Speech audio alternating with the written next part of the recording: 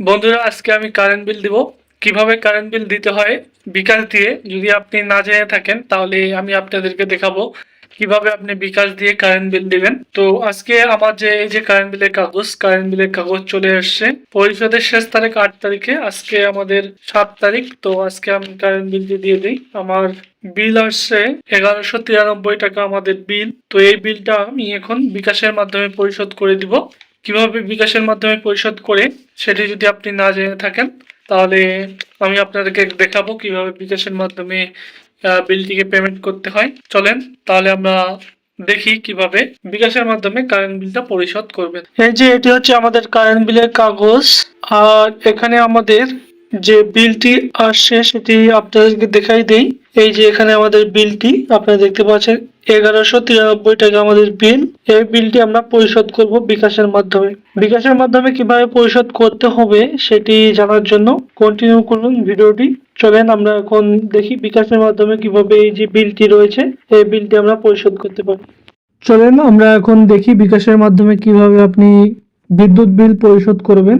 এর জন্য আপনাকে প্রথমে আপনার যে বিকাশ অ্যাপটি রয়েছে সেই বিকাশ অ্যাপটি আপনাকে ওপেন করতে হবে।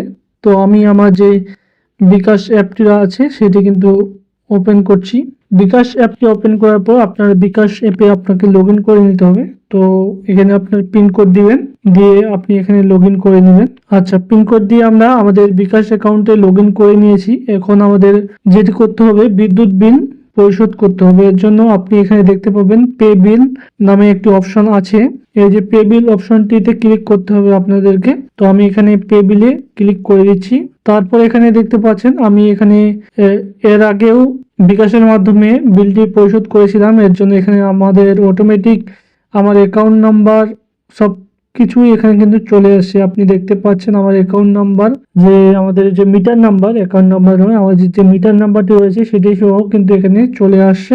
এখানে যদি আমরা ক্লিক করি তাহলে কিন্তু আমরা কন্টিনিউ করতে পারবো এবং কত টাকা বিল আসছে সেটি কিন্তু দেখতে পাবো। তো আমরা কি করব, প্রথমে আপনার এরকম আসবে না। প্রথমে আপনাকে কি করতে হবে, এই যে বিদ্যুৎ এখানে ক্লিক করতে হবে। তারপর এখানে আপনাকে সিলেক্ট করতে হবে পল্লী বিদ্যুৎ। এই যে এখানে পল্লী বিদ্যুৎ, এখানে আপনি প্রিপেড সিলেক্ট করবেন। সরি, এখানে পোস্টপেড সিলেক্ট করতে হবে আপনাকে, প্রিপেড নয়, পোস্টপেড সিলেক্ট করবেন। পোস্টপেড সিলেক্ট করার পর আপনার যে সময়সীমা বিদ্যুৎ বিলের সেটি কিন্তু এখানে সিলেক্ট করবেন। আমি এটি কিন্তু ডিসেম্বর মাসের বিল পেমেন্ট করব, এর জন্য এটি কিন্তু ডিসেম্বর 2024 সালের বিল। আর এখানে আপনার যে অ্যাকাউন্ট নাম্বারটি আছে সেটি কিন্তু এখানে দিয়ে দিবেন, তাহলে কিন্তু আপনার যে বিলটি রয়েছে সেটি কিন্তু এখানে দেখাবে। ঠিক আছে, তো আমার অটোমেটিক এটি করা রয়েছে। আমি এখানে ক্লিক করব। এখানে ক্লিক করার পর আমার যে অ্যাকাউন্ট নাম্বারটি সেটি কিন্তু এখানে অটোমেটিক চলে আসে, কেননা এর আগেও আমি বিল দিয়েছিলাম। তো আপনাকে এখানে অ্যাকাউন্ট নাম্বারটি দিয়ে দিতে হবে। আর বিদ্যুৎ বিলের সময়সীমা আপনাকে সিলেক্ট করতে হবে। আপনি যে মাসের বিল দিবেন সেটি কিন্তু এখানে সিলেক্ট করে দিবেন। তো আমি এখানে ডিসেম্বর মাসের বিল দিব, এখানে আমি ডিসেম্বর সিলেক্ট করলাম। তারপর এখানে পে বিল করতে এগিয়ে যান, এখানে ক্লিক করে দিবেন। তো আমি এখানে ক্লিক করে দিয়েছি। তারপর এখানে আপনার যে বিলটি রয়েছে সেটি কিন্তু আপনাকে দেখাবে। আপনি দেখতে পাচ্ছেন এখানে 1193 টাকা কিন্তু এখানে আমাদের দেখাচ্ছে আনপেড। এখানে দেখাচ্ছে আপনার যে বিলের কাগজটি রয়েছে, আপনার বিলের কাগজটি সাথে আপনার এখানে যে বিলটি দেখাচ্ছে সেটি কিন্তু মিলিয়ে নেবেন। ঠিক আছে, আমি আপনাদেরকে দেখিয়েছিলাম 1193 টাকা আমার বিলের কাগজেও দেখাচ্ছে এবং এখানেও আমাদের 1193 টাকা আসছে। ঠিক আছে, তো আমরা এদিকে পেমেন্ট করে দেব। পেমেন্ট করে দেওয়ার জন্য আপনাকে এখানে কি করতে হবে, পরের ধাপে যেতে ট্যাপ করুন, এখানে ক্লিক করতে হবে। ঠিক আছে, তো আমি এখানে ট্যাপ করে দিচ্ছি। তারপর এখানে আপনার কি করতে হবে, আপনার যে পিন নাম্বারটি আছে সেটি কিন্তু আপনাকে এখানে দিতে হবে।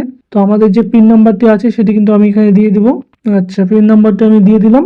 তারপর এখানে পিন কনফার্ম করুন, এখানে ক্লিক করতে হবে।